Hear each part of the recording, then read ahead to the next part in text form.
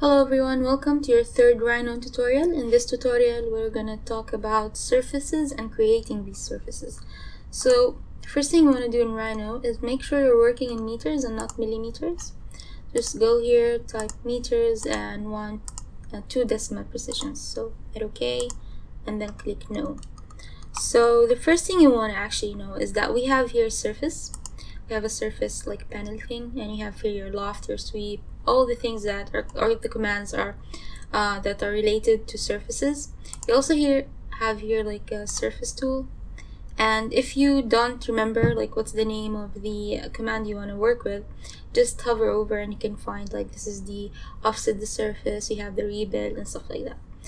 You also notice our panel here changes for surfaces. So, but even in the standard view, we have here already two of them which are related to surfaces. So I'm going to teach you how the commands where we type it in, and occasionally maybe I will use these panels. So the easiest way to create your surface in Rhino is actually just by extruding curves. So let's say you have your very complicated curve shape, and then I just want to extrude it, so I type in extrude curve, and notice we have extrude curve and extrude surface. So what you want to choose is actually extrude curve. So hit enter, and then you can say direction if it's fine. You can change the direction by clicking here and saying maybe I want the direction going that way, and then we can see that we can like switch the direction going horizontally instead of vertically. So click direction again and say I want it vertically. So it's really tricky. You have to actually go to another view and say I want it going that way. Go back to perspective and say I want the height to be let's say 15. Okay, so here we have a surface ready. Everything's fine. It works fantastic with Rhino. The next thing you can actually make surfaces with is here. If you say I have a rectangle that's this way, you can actually just type in planar surface, and planar surface creates a plane that is like completely flat on this. So the thing with planar surface is you cannot do it if your lines are not planar, like it's not flat. So let's say I drew something, I don't know, let's just we'll type in polyline and just draw something that's completely not planar. So hopefully I'll go to another view, maybe I'll draw something here, go to the right view, I don't know, something like, okay, yeah, let's say I want to make this a planar surface. I can totally see it's not gonna work, but if you type in planar, it does give you a warning that says curve must be closed and planar. So it's closed, but it's not planar. So let's say I drew in the front view a square. So planar doesn't necessarily mean that it has to be like on the floor. It can be planar like vertically. So this is planar, I'm pretty sure. So just type in planar surface. So this is the one, and you can see that it works perfectly, no problem. Okay, so the next one is the loft. And how you do loft is basically if you have, let's say, like a bunch of curves. Let's say you have 3 curves. 2. Okay, so we have these 3 curves, and if you remember from last time, if you just click on it and hit points on, and you hold on your control and then drag it up, we can actually have vertical points. So if you just click and actually hit enter or space bar, you go back to the command that you were using, so no need to just type in points on or points off every time. So if you are still in the command, you should be fine by just clicking space bar and enter. So if you just type in loft, we can see that it says select curves to loft. Now we should be really careful with the order we choose our loft. So the right way to do it is actually click this and then this and then this, hit enter, and we can see that it's lofted a surface along these 3 curves, and it looks perfect and fine, and there's nothing wrong with it. Let's say I chose it randomly. So if I do loft again and I say I choose this one, and then this one, when I hit enter, I notice that the loft looks a bit off, and it's like really not, it's not correct. Like it really did started here and then it went here and then the loft ended there.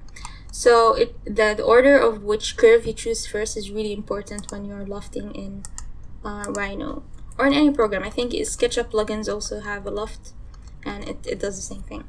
So loft, and then we select this curve, and then this curve, hit enter, and then we have a lofted surface. This can easily look like a pavilion, and it's really, really cool, the things you can do in Rhino. The other thing is sweep. So let's say I have also another curve. So this curve should be fine. Let's say I have maybe something like this. Okay, so what I want to do is actually make this stand up. So this is Planar, I can see.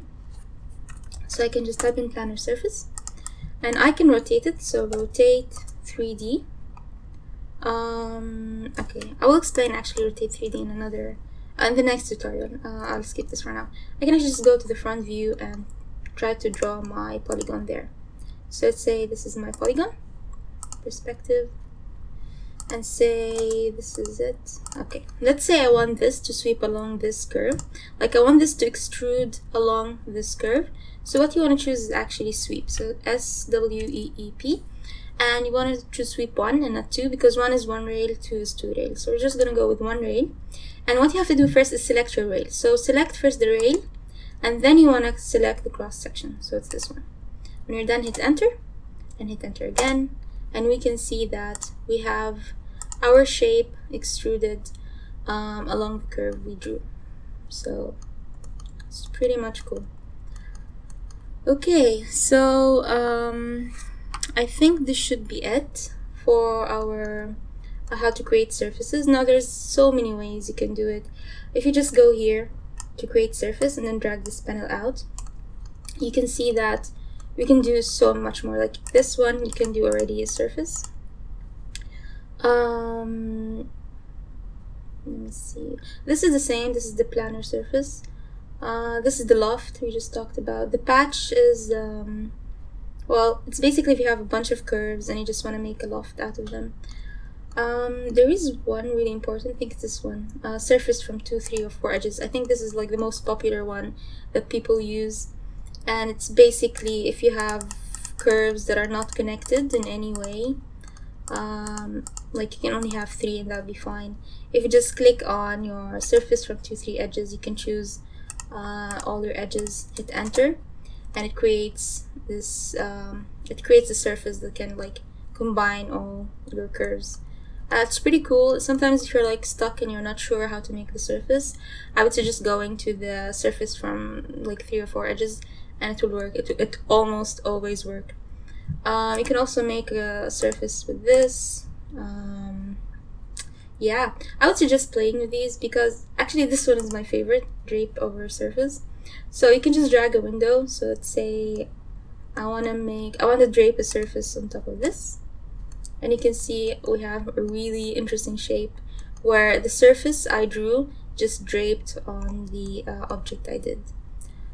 Yeah, this can be really conceptual. Like if I do a top view, so if I just select, hit top, and maybe choose this guy, when I go back to perspective, I can see that totally draped it all the way. And yeah, I have very interesting shapes that are happening using the drape.